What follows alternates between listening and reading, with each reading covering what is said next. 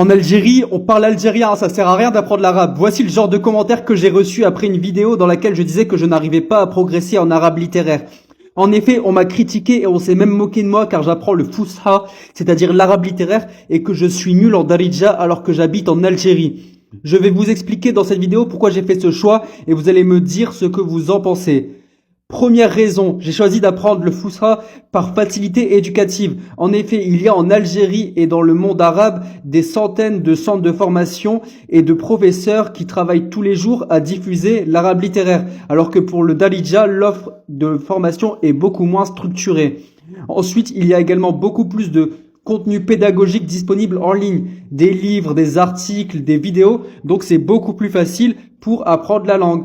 Deuxième point, le Fusha, l'arabe littéraire, est une langue universelle. En effet, elle est comprise par des dizaines de millions de personnes à travers le monde, là où le Darija n'est compris que au Maghreb.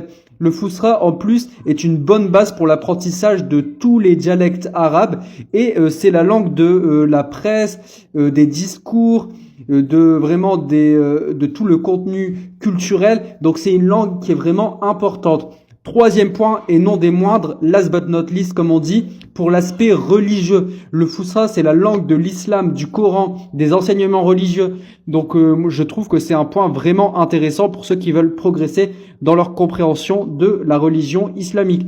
Dites-moi ce que vous pensez de mes arguments en commentaire, si vous êtes d'accord ou non avec mon analyse, et si vous avez des conseils pour m'aider, ça sera avec plaisir. À bientôt!